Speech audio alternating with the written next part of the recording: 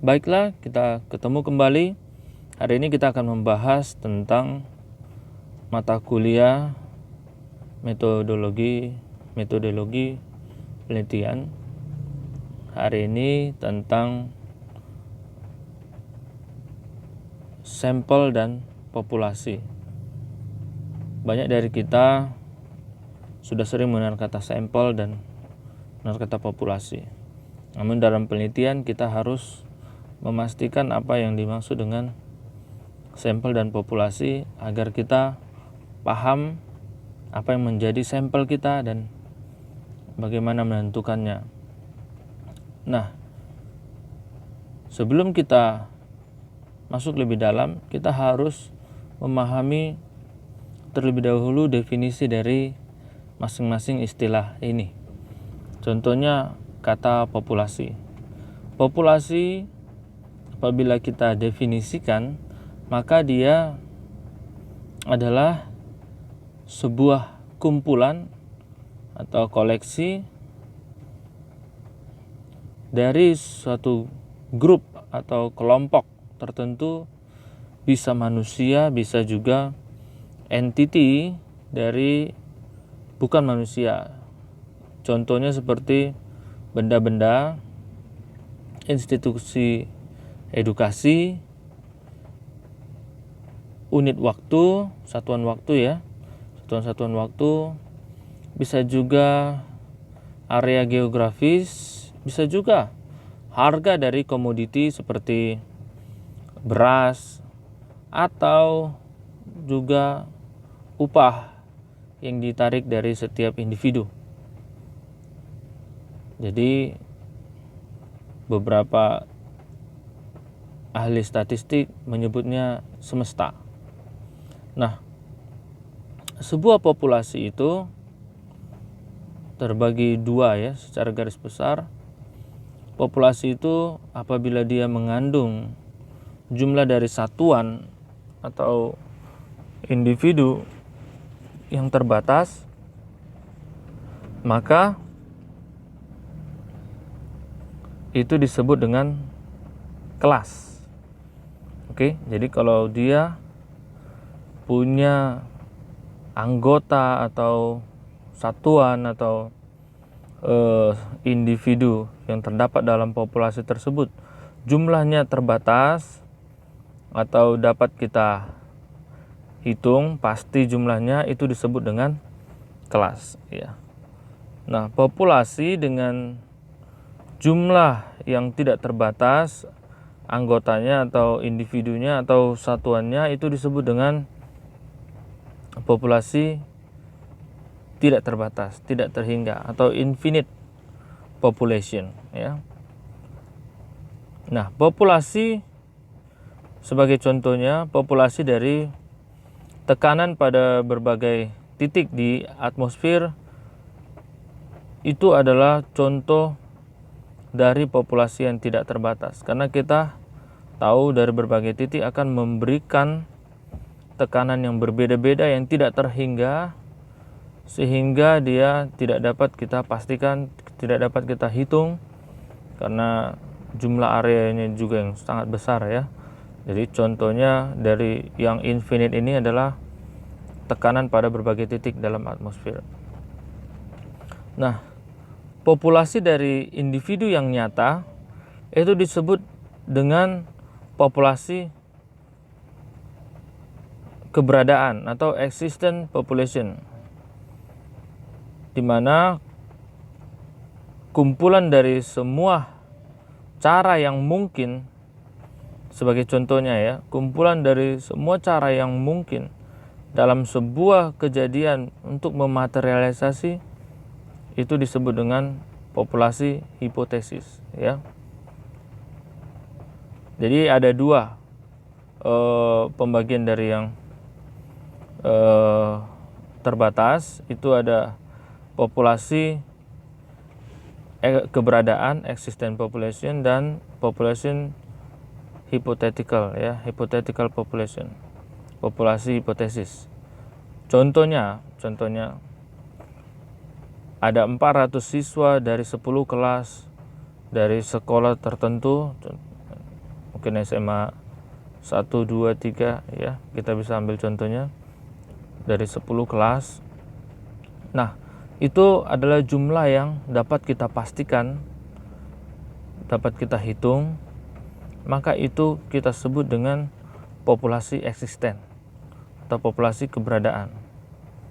Sedangkan populasi dari jumlah gambar dan angka yang dapat muncul ketika kita memutar koin ke udara, itu menunjukkan angka yang tidak pasti ya.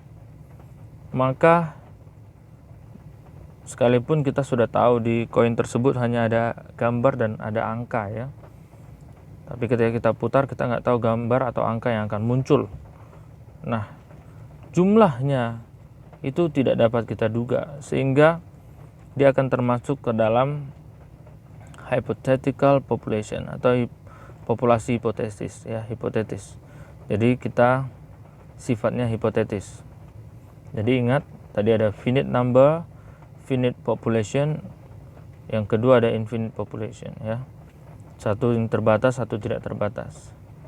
Yang terbatas kita ada existent type population, ada juga hypothetical population. Jadi ada dua, satu yang sudah pasti keberadaannya, contohnya siswa tadi ada 400 orang dari 10 kelas, dari sekolah tertentu. Sedangkan yang tadi satu lagi adalah gambar dan angka yang terdapat pada koin yang diputar. Nah, populasi itu harus benar-benar ditentukan dengan tepat, sehingga tidak ada ambiguitas atau suatu penerjemahan ganda atau tafsir ganda kepada satuan atau individual yang akan masuk ke dalam populasi tersebut. Sebagai contoh dalam sebuah survei tentang pencapaian dalam matematika, seorang peneliti harus mampu untuk mendefinisikan atau menentukan populasi dari siswa dalam kategori umur atau dalam kategori nilai, dan apabila perlu harus disebutkan juga jenis sekolahnya atau universitasnya ya. Bahkan disebutkan juga area mana. Contohnya ada area Sumatera, ada area Jawa, ada area Indonesia bagian timur ya.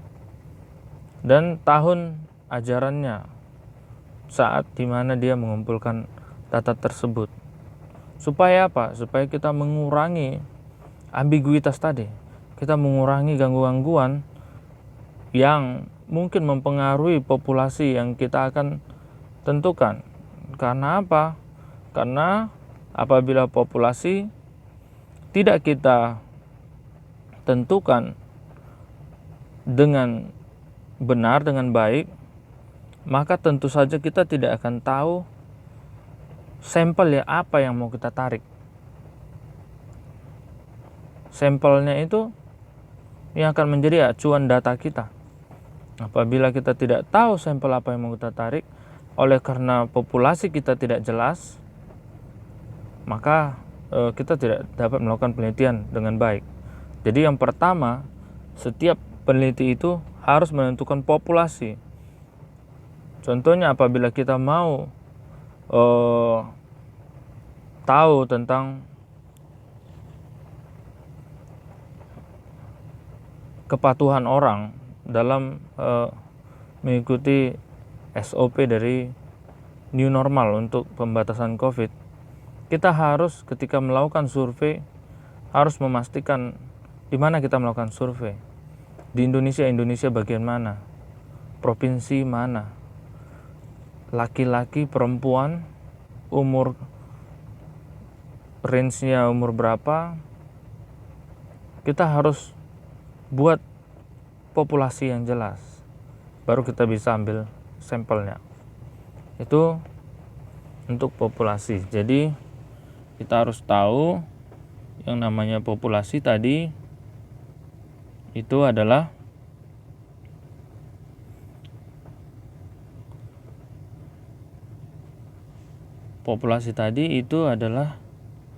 kumpulan ya. Kumpulan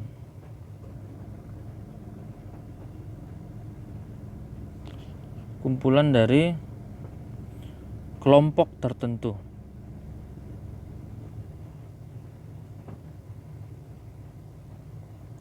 Kumpulan dari kelompok tertentu bisa manusia, bisa juga non manusia ya. Oke, jadi harus paham. Nah, yang perlu diperhatikan juga adalah jumlah ya. Jumlah dari populasi kita. Ada yang terbatas, ada tidak terbatas. Yang tidak terbatas berarti tidak dapat dihitung sama sekali. Sedangkan yang terbatas ada yang eksisten, ada yang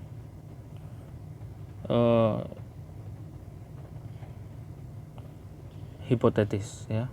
Eksisten dia jelas jumlahnya, contohnya siswa dari kelas A, sekolah A, jelas jumlahnya.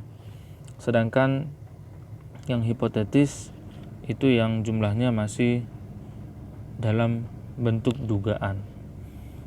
Oke. Untuk populasi, kemudian kita berbicara tentang sampel ya. Sampel itu adalah kelompok yang dipilih dari unsur-unsur secara keseluruhan dari populasi. Nah, jadi dia unsur yang terpilih untuk mewakili keseluruhan dari populasi itu secara mudahnya ya. Jadi kalau kita mau tahu sampel, maka sampel itu harus mewakili populasi yang kita telah tentukan sebelumnya. Jadi apabila kita melakukan studi dari sampel ini, maka kita akan dapat mengetahui keseluruhan populasi.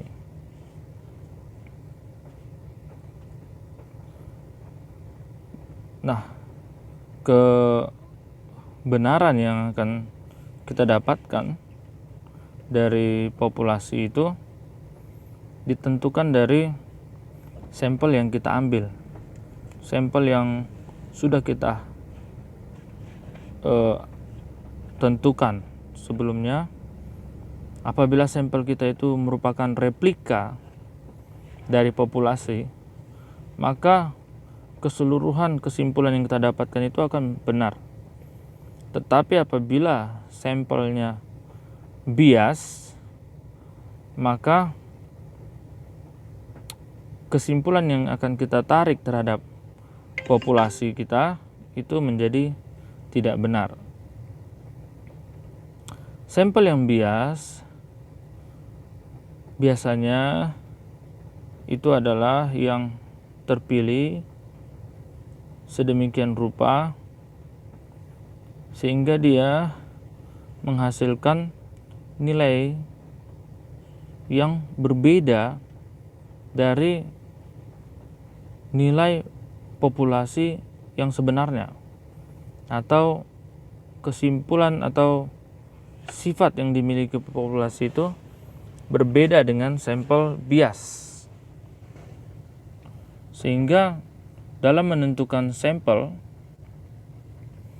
terutama kepada penelitian-penelitian inferensial yang menarik kesimpulan dari suatu kelompok tertentu atau populasi tertentu, haruslah kita hasilkan dari sampel yang bebas dari bias. Yang dalam artian sampel kita itu harus merupakan benar-benar perwakilan dari populasi. Contohnya, apabila kita ingin mengambil sampel dari orang-orang yang ada di Toba, orang-orang Batak contohnya ya, kita tidak bisa mengambil hanya dari satu kampung tertentu yang kita kenal, tetapi kita harus mengambil dari berbagai kampung agar kita benar-benar mendapat keterwakilan dari orang-orang Toba misalnya ya. Jadi sampel itu harus bebas dari bias, tidak boleh mengandung bias, karena kesimpulan yang akan kita tarik akan menjadi salah apabila sampelnya tidak replika atau bias ya. Jadi sampel yang mewakili itu dia harus memiliki semua karakteristik di dalam dirinya dalam jumlah yang sama atau intensitas yang sama yang ditemukan dari keseluruhan populasi. Bias tidak demikian. Dia memiliki jumlah intensitas yang berbeda, walaupun tampaknya dia bagian dari populasi ternyata, tapi dia punya intensitas atau sifat-sifat pada jumlah yang berbeda dengan keseluruhan populasi. Nah, ketika kita memilih sampel, maka bias ini dapat kita hindari. Dan kita dapat membuat sampel yang kita pilih itu lebih representatif ya, atau mewakili dari populasi dengan menyeleksinya atau memilihnya secara acak atau random. Sampel yang random atau sampel yang acak itu melibatkan error atau kesalahan yang kecil dalam memprediksi nilai populasi. Bahkan error ini atau kesalahan ini pun juga dapat kita perkirakan, estimasikan ya. Error ini dapat kita estimasikan atau perkirakan. Sehingga dengan demikian maka objektif atau tujuan atau kesimpulan yang mau kita tarik dari sampel yang acak ini menjadi tidak bias dan mewakili keseluruhan populasi. Supaya dapat kita menarik sampel yang representatif atau yang mewakili populasi, maka tentunya kita harus terlebih dahulu merancang sampel tersebut dengan baik, yang dalam artian dengan mempersiapkan cara pemilihan sampel kita, maka kita akan menjamin ketidakbiasan atau keterwakilan dari sampel kita terhadap populasi. Nah, untuk itu ada angka yang harus kita penuhi. Seberapa banyak sampel kita yang benar-benar tidak bias. Apabila sampel kita ternyata kebanyakan adalah bias, maka tentu penelitian kita atau kesimpulan yang kita tarik akan menjadi salah. Dalam hal ini, maka 5 angka dari 90% dari sampel atau yang kita ambil dari 100 sampel itu haruslah benar, haruslah tidak bias. Itu adalah batasan yang paling rendahnya. Apabila lebih dari itu, maka kesimpulan kita menjadi bias atau sama sekali kita tidak bisa menarik kesimpulan.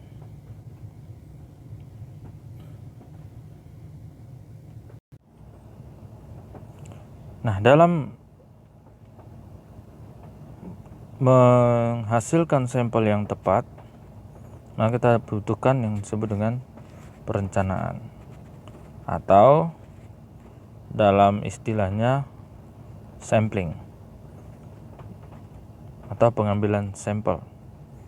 Pengambilan sampel yang tepat akan menghasilkan kesimpulan yang tepat pula.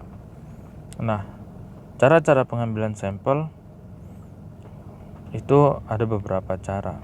Namun secara garis besarnya, untuk membuat kita lebih mudah dalam menentukan sampel yang kita ingin dapatkan, maka kita membaginya menjadi satuan-satuan yang lebih kecil terlebih dahulu.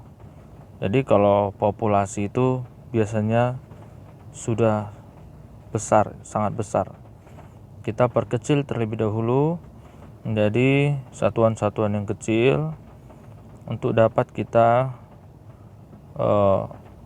mengambil sampel atau satuan-satuan sampel kita agar kita dapat melakukannya.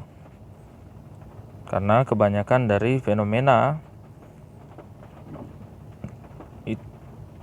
dalam populasi itu mengandung jumlah satuan yang cukup besar, sehingga apabila kita ingin mengambil secara keseluruhan, maka itu tidak akan dapat dipraktekkan, tidak dapat kita uji atau kita amati setiap unit atau setiap satuan dari populasi, sehingga validitasnya pun akan diragukan. Jadi kita buat dia lebih kecil. Dan kenapa kita buat lebih kecil? Agar biaya yang kita butuhkan menjadi lebih ringan, ya. Jadi lebih ringan, waktu yang dibutuhkan juga dapat dipersingkat,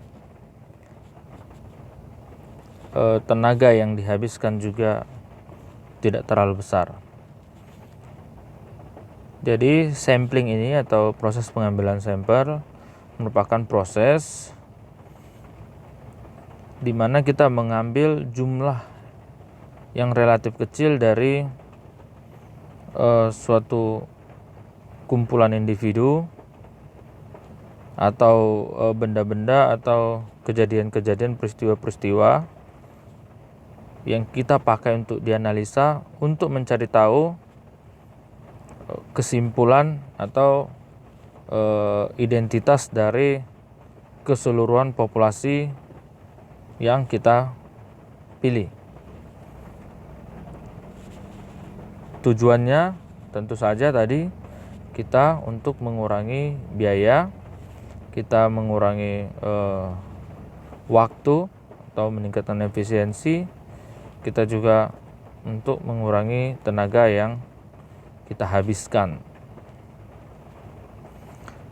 Ada dua definisi umum yang disampaikan oleh ahli statistik. Salah satunya adalah Cohan, W.G. Cohan.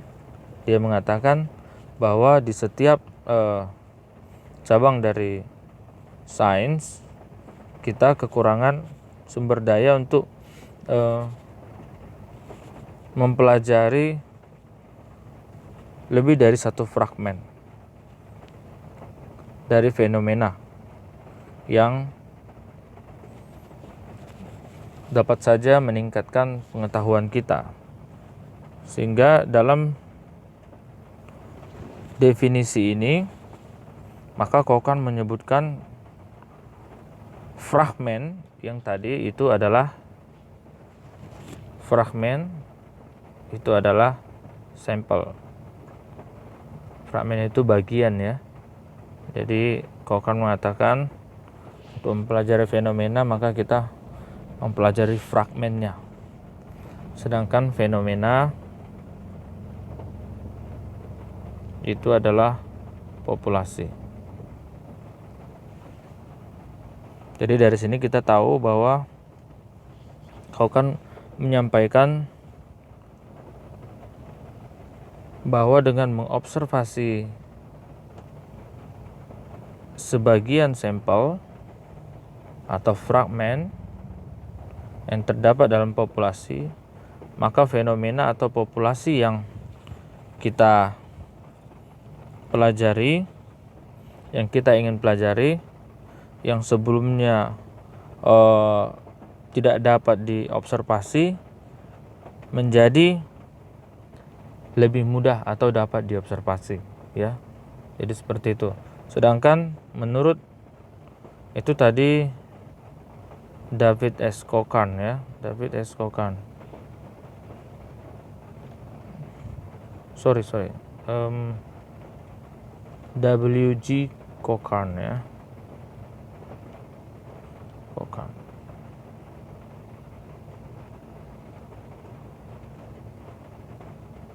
Oke. Nah, ada satu lagi, dia namanya David S. Fox ya. David S. Fox. David S. Fox mengatakan bahwa dalam sains sosial itu tidaklah mungkin untuk mengumpulkan data dari setiap responden relevan kepada studi kita, tetapi hanya sebagian fraksi dari responden. Nah, cara atau proses dalam menyeleksi sebagian fraksi itu disebut dengan sampling. Jadi di sini David S. Fox mengatakan bahwa kita perlu fractional part ya. Fractional part itu sampel. Oke. Fractional part itu sampel tadi. Nah,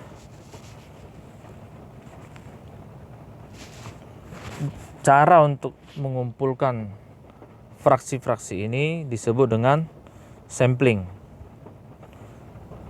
atau sampling design. Jadi, dengan mengumpulkan fraksi-fraksi ini, kita akan mengetahui gambaran dari yang disebut dengan populasi ya. Ini hanya pengertiannya saja. Saya harap kita semua dapat mengerti. Nah, dalam pengambilan sampel, kita melakukan desain sampel, kita bisa melakukan prosedur yang kita gabung bagaimana supaya dapat sampel yang sesuai dengan populasi kita untuk menghindari error atau kesalahan yang minimum ya. Nah, ada dua, ada sampling probabilitas ya, sampling probabilitas dan juga sampling non probabilitas ya. Ada dua, ada sampling probabilitas, ada probabilitas sama non probabilitas ya. Probabilitas dan non probabilitas ya.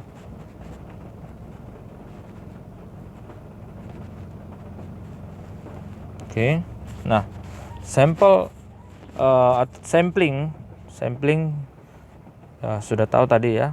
Sampling itu adalah proses pengambilan sampel ya. Sampling probabilitas adalah di mana satuan-satuan dari populasi tidak dipilih berdasarkan pikiran atau pengertian dari si peneliti, tetapi dia ditentukan dengan cara berbagai prosedur yang kita tetapkan, ya. Kita tetapkan sehingga setiap satuan dari populasi, unit dari populasi memiliki satu probabilitas atau kemungkinan yang fix, yang tetap untuk bisa termasuk dalam sampel. Contohnya kita membuat batasan umur, ya. Batasan umur sehingga dia fix yang umur 10 sampai 20 misalnya, ya. Misalnya, nah itulah yang masuk ke dalam sampel kita. Nah, itulah salah satu metode probabilitas, inilah yang disebut dengan random sampling atau sampling acak, ya. Karakteristiknya ada beberapa. Yang pertama itu setiap unit atau satuan dalam sampel itu memiliki probabilitas yang diketahui dari keseluruhan sampel. Jadi yang tadi itu, ya, dia punya batasan yang kita sudah ketahui, ya, kemungkinan yang sudah kita ketahui.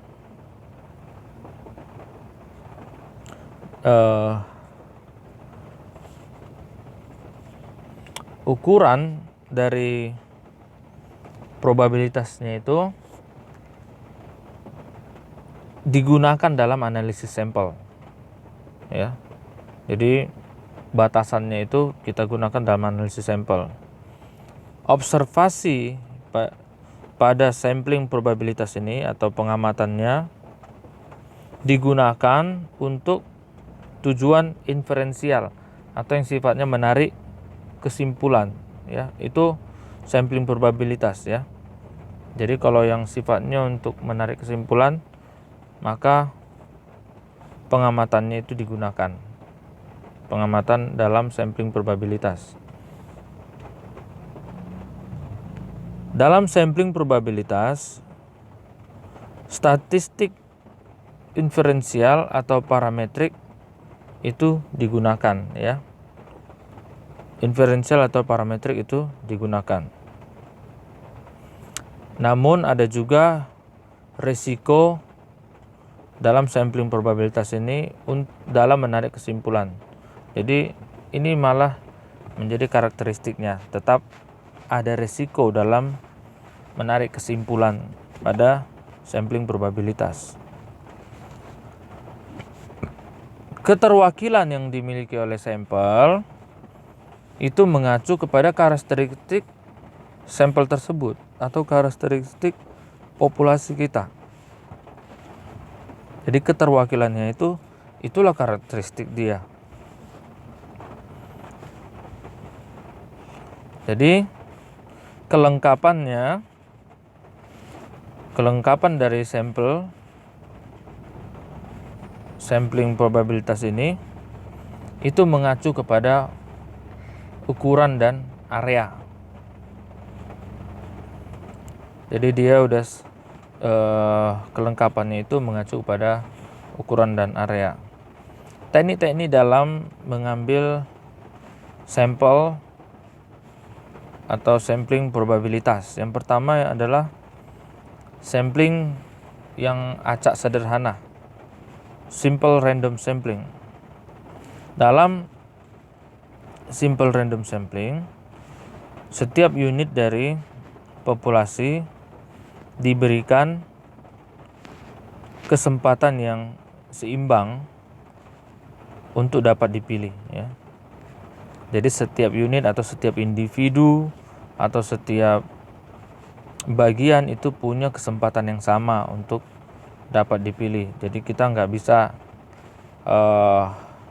pilih-pilih berdasarkan kesukaan kita, berdasarkan diskresi kita, atau mungkin karena satu suku, satu agama ya. Tidak ya. Jadi dalam hal ini dia dipilih secara acak. Jadi semuanya punya kesempatan yang sama untuk menjadi wakil dari populasi.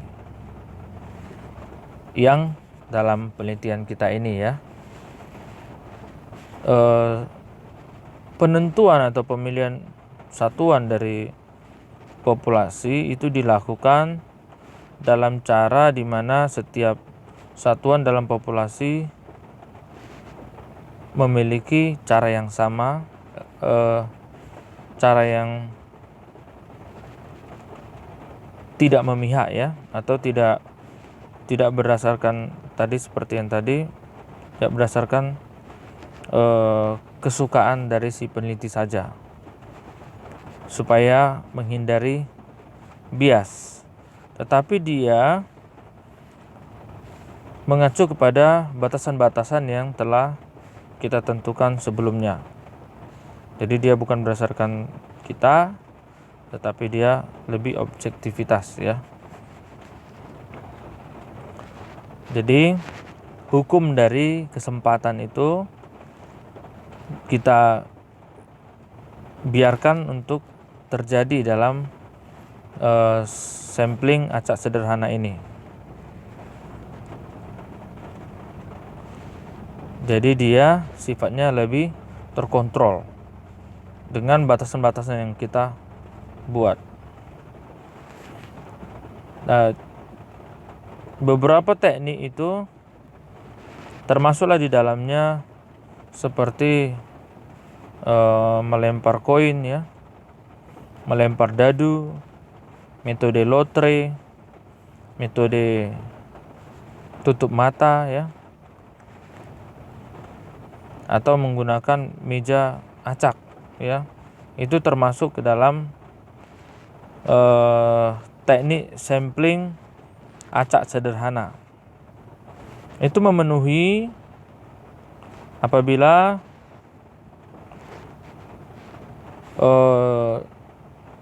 dia memiliki pengetahuan yang minimal dari populasi ya. Sekalipun dia berarti dia sampelnya harus memiliki minimal pengetahuan dari populasi. Dia bebas dari subjektivitas ya. Seperti yang saya katakan tadi, dia bebas dari subjektivitas. Subjektivitas itu tentunya statusnya ya. Status dia sebagai pribadi ya. Agama, suku, bahasa ya. Dia harus bebas dari situ. Tidak boleh ada ketergantungan dari personal ya.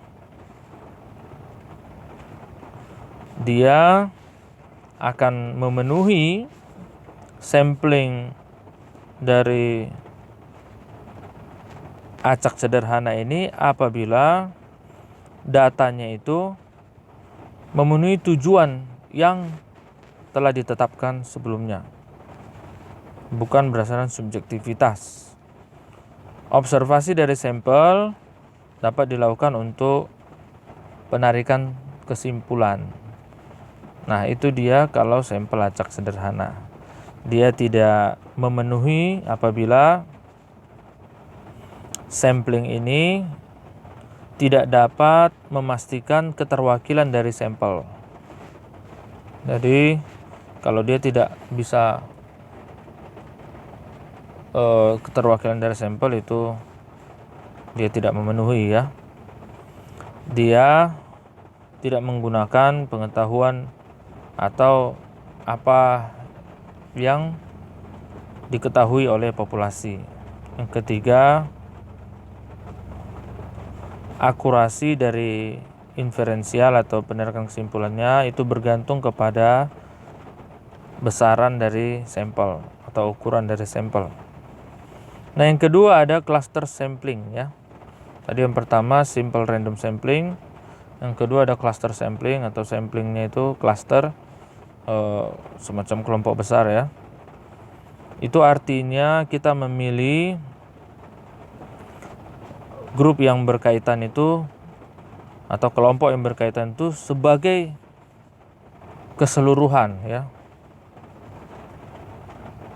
Jadi unit atau satuan dari sampel itu mengandung kelompok-kelompok dari unsur-unsur dalam atau disebut dengan cluster. Jadi kelompok-kelompok dari unsur semacam kumpulan ya atau cluster dibandingkan anggota-anggota yang individu. Jadi kita langsung ngambil dia satu bundle ya, satu cluster ya. Dalam sampling ini kita langsung ambil satu kelompok besarnya. Tidak lagi per pribadi ya, per individu. Sebagai contoh, seorang peneliti mendata atau mengumpulkan data dari kampus-kampus di dalam kota,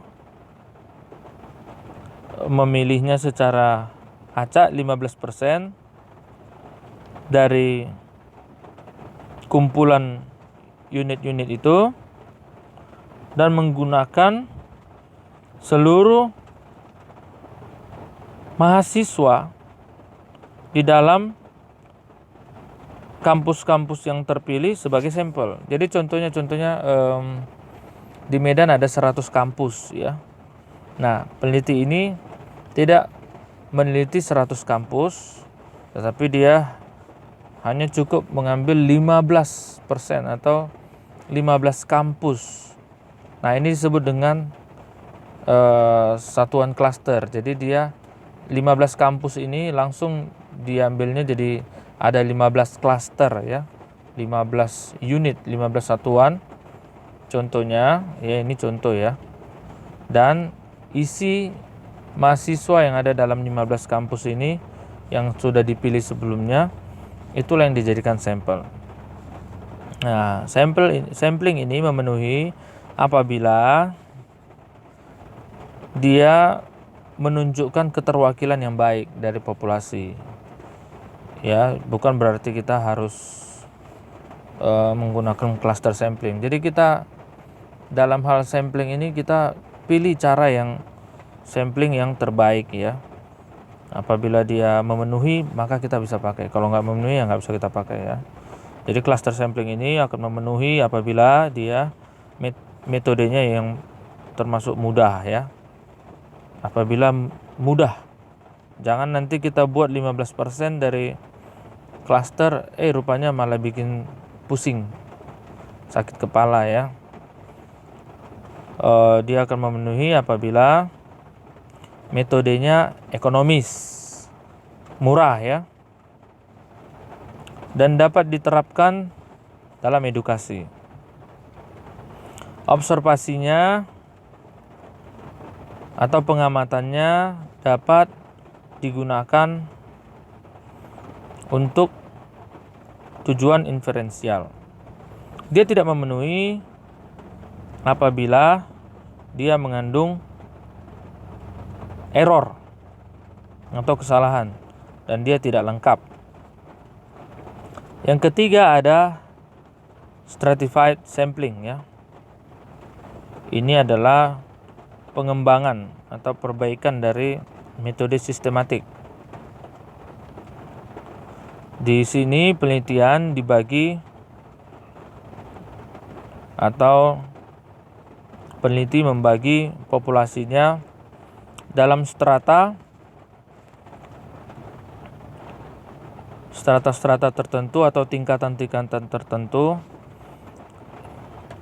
berdasarkan kepada karakteristik dari setiap grup homogen ya. Atau grup homogen ini, kelompok homogen ini, inilah yang disebut dengan strata ya. Jadi stratified sampling itu maksudnya pengambilan sampel berdasarkan stratanya. di mana di sini peneliti akan menarik sebuah jumlah yang sebelumnya ditentukan dari satuannya itu secara acak. Dia harus memilih karakteristik yang dilihat lebih relevan dalam penelitiannya ya. Jadi ada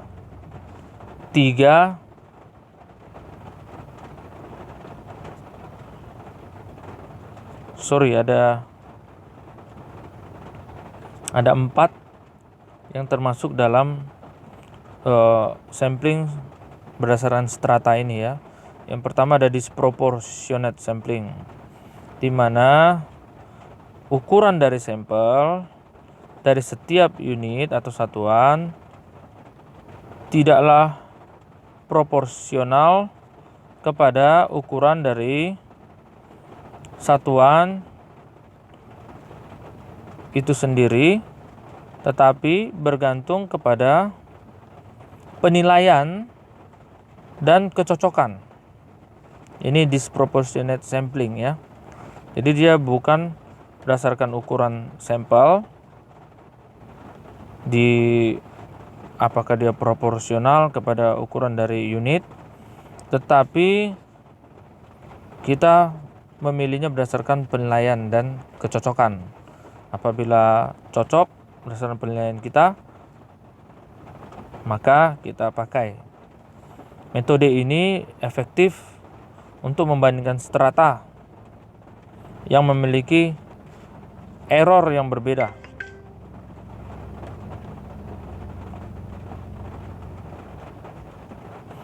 Yang kedua dari sampling strata ini ada proportionate sampling ya. Dia mengacu kepada pemilihan sampel berdasarkan setiap sampling yang proporsional kepada ukuran dari satuan kita. Dia menguntungkan karena termasuk pada keterwakilan dengan memandang kepada variabel yang digunakan sebagai dasar dari kategori pengelompokan dan meningkatkan kemungkinan dari kita untuk membandingkan di antara strata ya.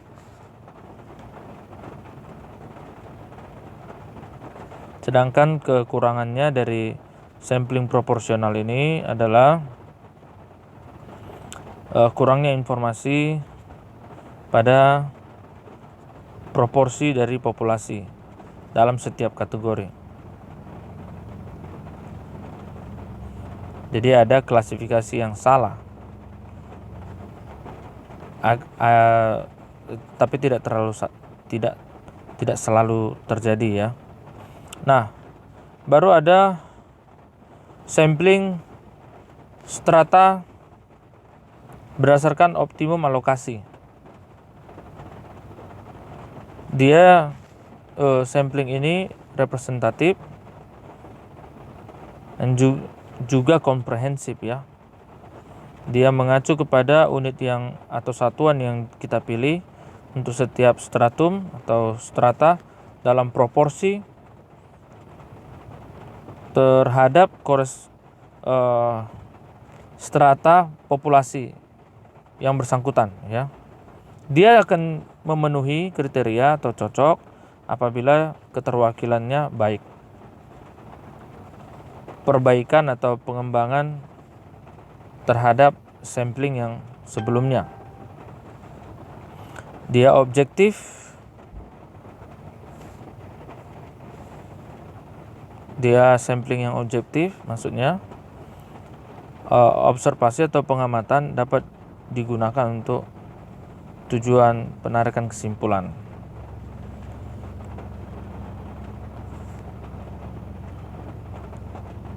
Namun dia tidak cocok dalam hal efisiensi ya, karena waktu yang dibutuhkan lama dan juga mahal. Hanya kriterion yang dapat digunakan dalam penentuan strata, dan peneliti sulit untuk menentukan kriteria atau stratifikasi yang relevan.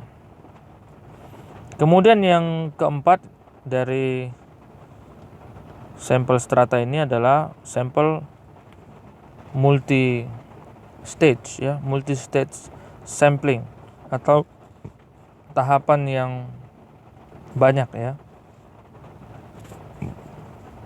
Dia lebih komprehensif atau lengkap dan lebih mewakili populasi. Sampling multi stage ini ya.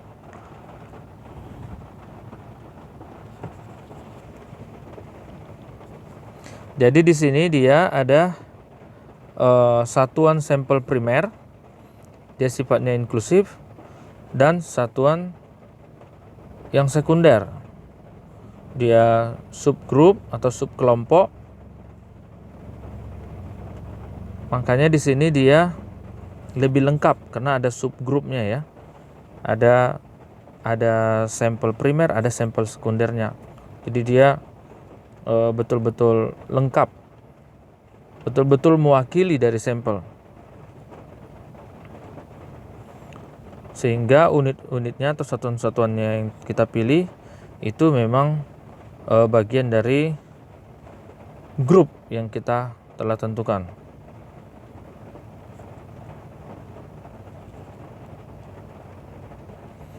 Nah, dia akan cocok karena dia mewakili sampel atau populasi. Dia merupakan perbaikan dari metode sebelumnya.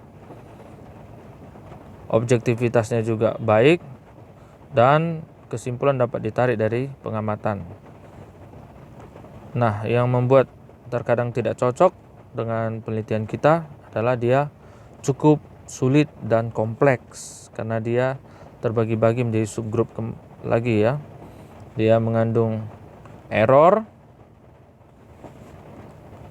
ketika kita melihat kepada tahapan primer dan sekundernya. Jadi akan mengandung kesalahan apabila tidak dilakukan dengan baik. Dan dia juga subjektif ya. Ada beberapa bagian yang bisa membuat dia jadi subjektif.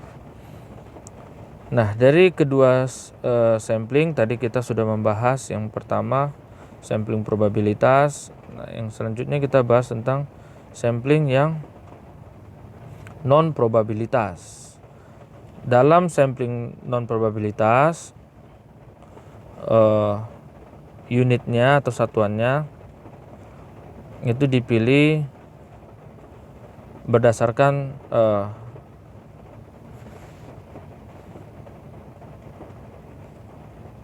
pertimbangan atau pengetahuan yang dimiliki oleh sang peneliti ya.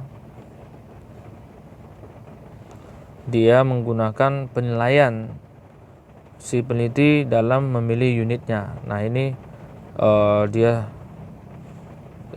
subjektivitas ya. Subjektivitas. Itu berdasarkan penelitinya. Jadi kalau penelitinya maunya cuman agama yang tertentu bisa ya, atau mungkin dia mau hanya laki-laki saja, atau mungkin mau hanya perempuan saja ya, bisa.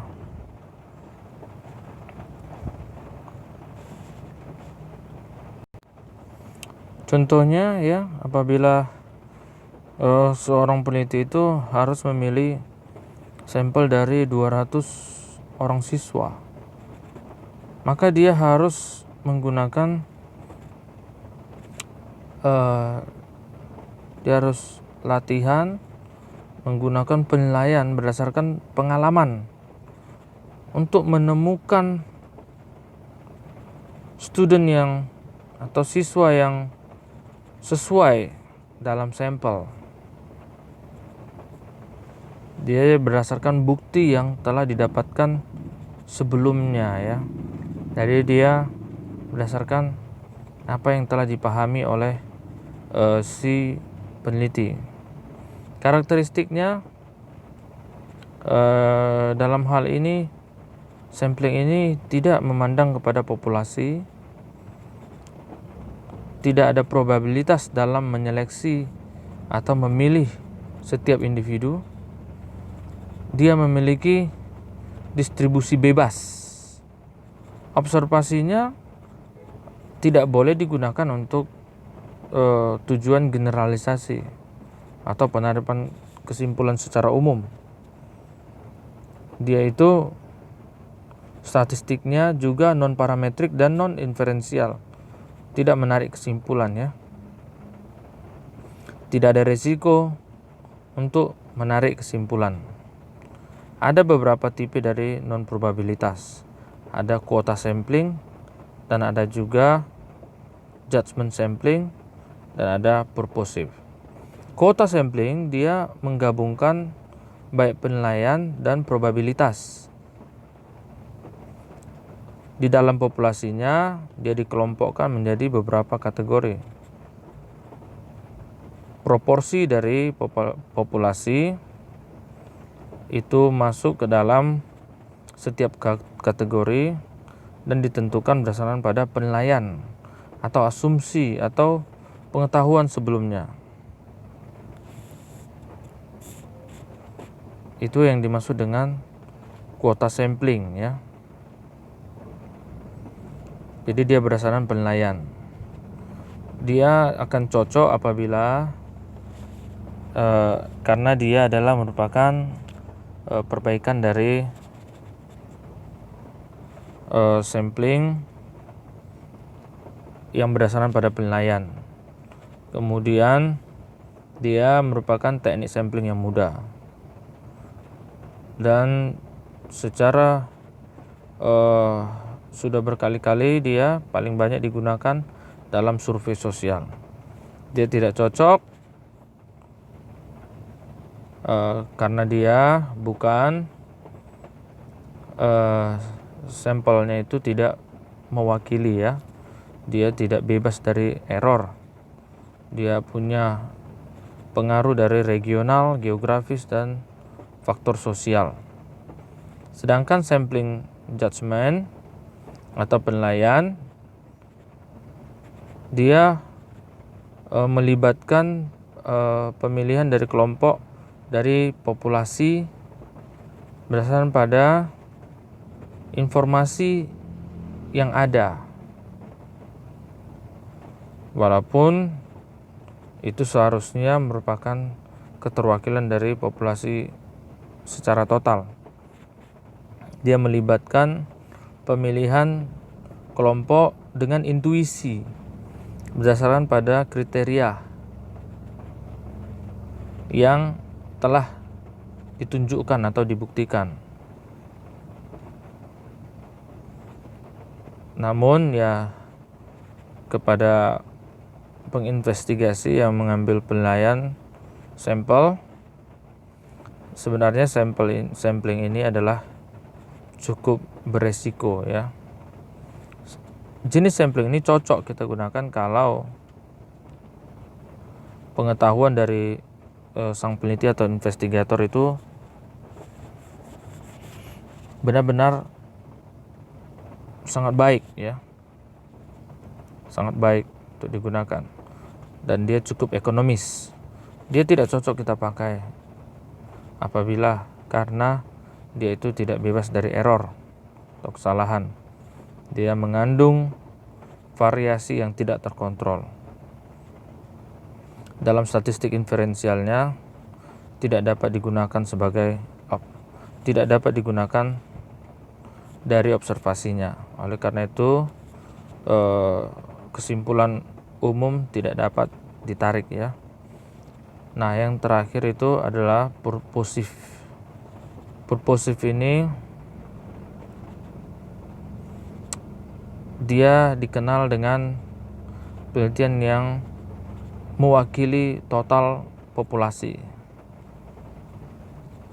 dia sampling purposive ini akan menghasilkan kelompok-kelompok yang sangat cocok ya. Sangat cocok. Dia ditarik berdasarkan pada hubungannya terhadap kriteria yang dibuat, yang sebenarnya adalah penting untuk studi-studi tertentu. Itu sangatlah baik digunakan apabila kita ingin mengembangkan kendali kita terhadap beberapa variabel spesifik yang tertentu. Nah, penelitian ini, sampling ini akan cocok apabila kita gunakan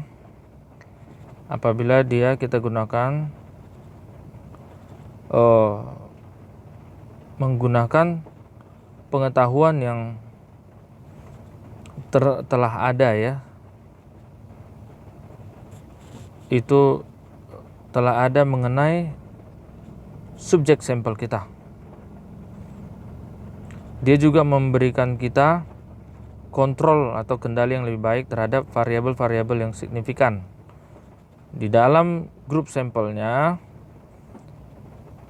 datanya dapat kita cocokkan dengan sangat baik, dengan sangat mudah. Homogenitas dari subjek itu digunakan dalam sampelnya. Dia tidak cocok kita gunakan apabila reliabilitas atau dapat kriterianya itu dapat dipertanggungjawabkan. Kriterianya itu tidak dapat dipertanggungjawabkan ya. Dia tidak dapat kita pakai apabila pengetahuan dari populasi itu minim ya. Karena ini penelitian populasinya itu esensial, itu yang penting ya. Kalau pengetahuan tentang populasinya itu minim, maka tidak dapat digunakan. Apabila ada error dalam mengklasifikasi subjek sampling, maka tidak dapat digunakan ya, tidak cocok digunakan. Dia dapat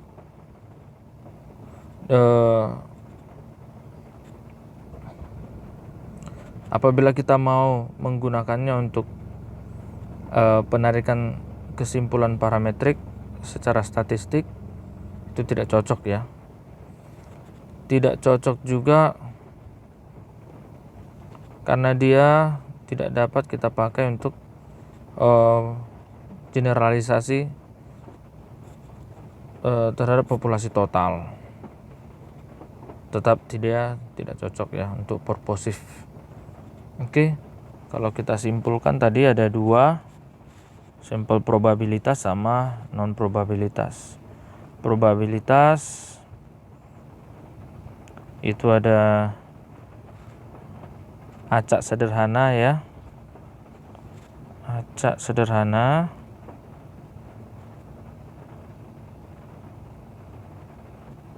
atau simple random sampling. Terus ada cluster ya. Cluster sampling atau sampling pengelompokan ya. Pengelompokan.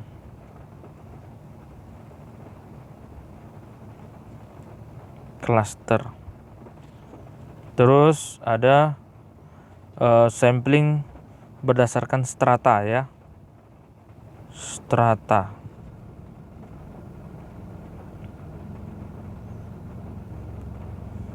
Kemudian strata ini ada disproporsional, ada proporsional, ada optimum alokasi, ada multistage ya. Sedangkan untuk non probability sampling kita ada tadi kuota sampling ya. Kuota sampling. Kemudian ada judgment sampling ya. Kemudian ada purposive.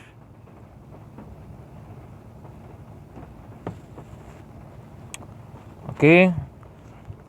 Demikian untuk sampel dan populasi. Semoga dapat dimengerti bagi kita semuanya. Terima kasih atas waktunya. Sampai jumpa di pertemuan selanjutnya.